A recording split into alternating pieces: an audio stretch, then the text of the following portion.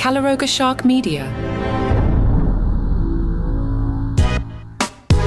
Hello, a very robust one for a summer Friday. Hi, I'm Johnny Mac with your daily comedy news. Catching up on an item, John Mulaney is married.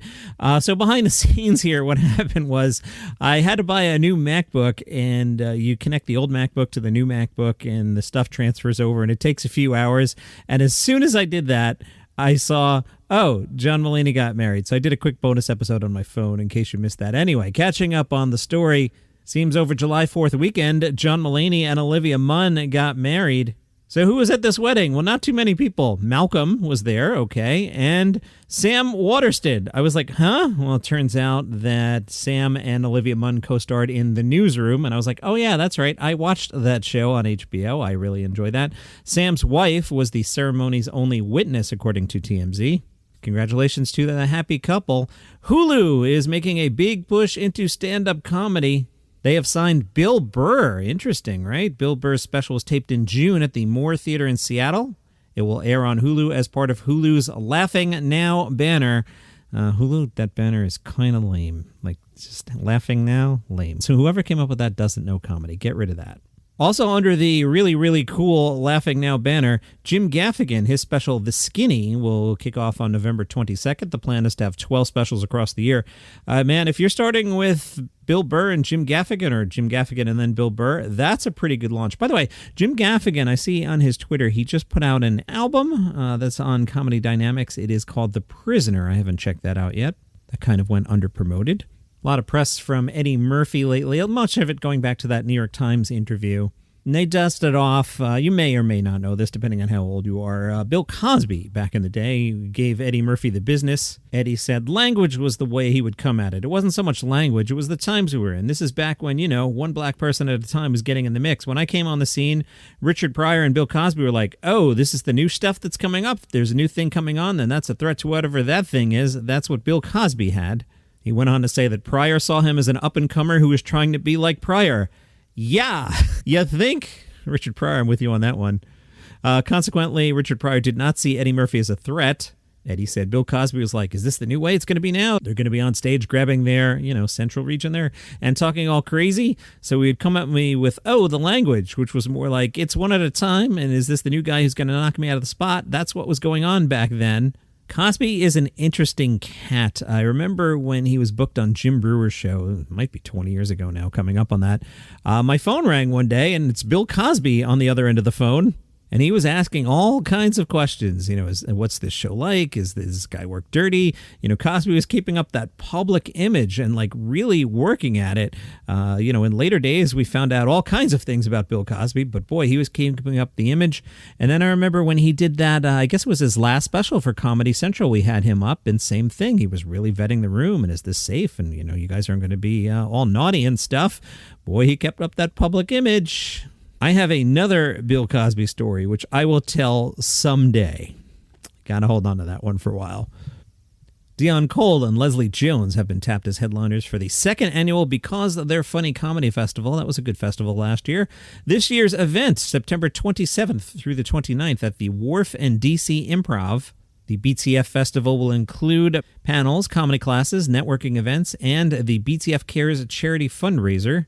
On Saturday, September 28th, 6 finalists will compete for a $10,000 grand prize and the opportunity to secure representation by some agents. Leslie Jones will perform on the Sunday. Leslie also is going to be part of the NBC Olympics coverage coming up soon. Pete Davidson will headline the Rochester Fringe Festival. This one's September 13th at the Eastman Theater's Kodak Hall. Rochester's not-for-profit Fringe has become one of the largest and most successful fringe festivals in the nation. The full lineup for the 13th annual Rochester Fringe will be announced on July 23rd. They're coming for Trevor Noah, apparently. The New York Post is like, hey, Trevor Noah, what's the deal with you and Microsoft?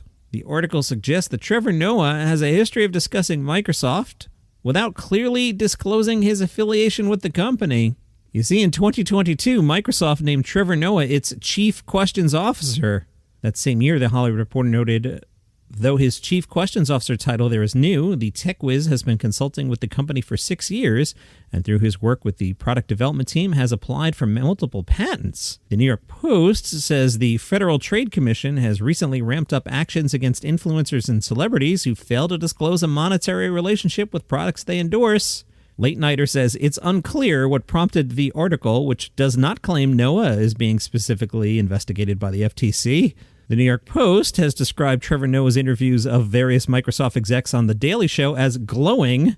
Also noted in the article is Trevor Noah's appearance in 2019 for GQ's My Essentials series, where he touted a Microsoft Surface Pro X tablet as one of his essential items for travel. Very interesting. Why are they coming for Trevor Noah all of a sudden? These articles don't just happen. You don't just walk in at the New York Post and be like, hey, boss, I'm just going to write an article about Trevor Noah and Microsoft for no reason, okay? Yeah, whatever, man. We got a newspaper to put out, right? Whatever you want. Like, somebody had a conversation about this. I want to know why. Let's keep an eye on this one. The Great Outdoors Comedy Festival hits Edmonton this weekend. Kevin Hart, Andrew Schultz, and Bert Kreischer. Not bad.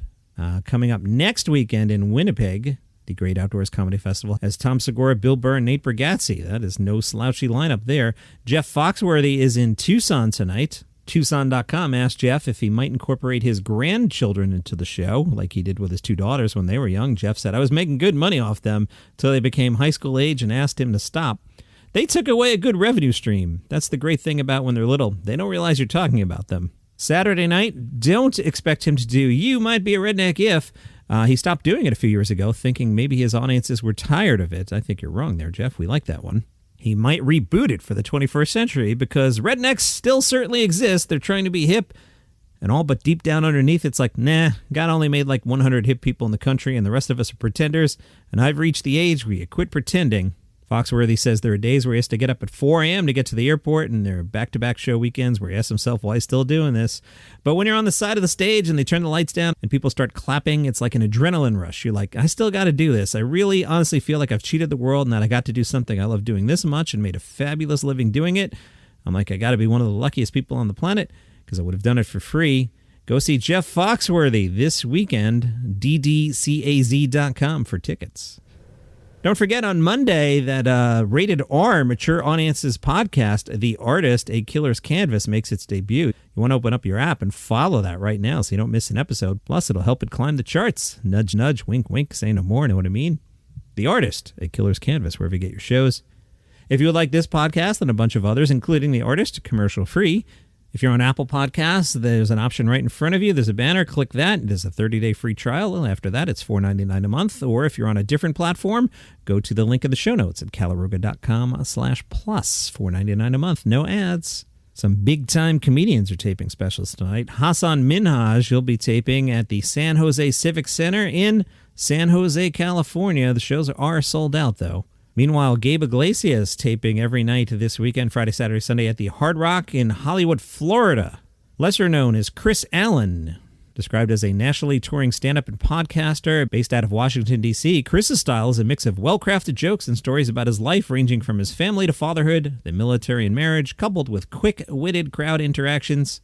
Chris Allen is taping his special tonight and tomorrow at Carlson Comedy in Rochester, New York. Need something to watch? Josh Glanz, Vroom Vroom, Glanc, Vroom Vroom, is on the 800-pound gorilla. Josh sold out his shows at Edinburgh Fringe and the Melbourne International Comedy Festival. Viewers at home can enjoy his sketches and off-the-wall sense of humor. Katie Bowman's album, Neurodivergent Nightmare, is out. You will hear jokes about being diagnosed with ADHD as a kid, working at Planned Parenthood, and withstanding their dad's resentment of their tattoos. Katie Bowman, out today. Tomorrow on the program, an interview with some honchos from the 800-pound gorilla. We'll talk some comedy, as I've been doing on Saturdays in the summer here. Sunday's a normal episode, and I hope you have an awesome weekend. See you here in the morning.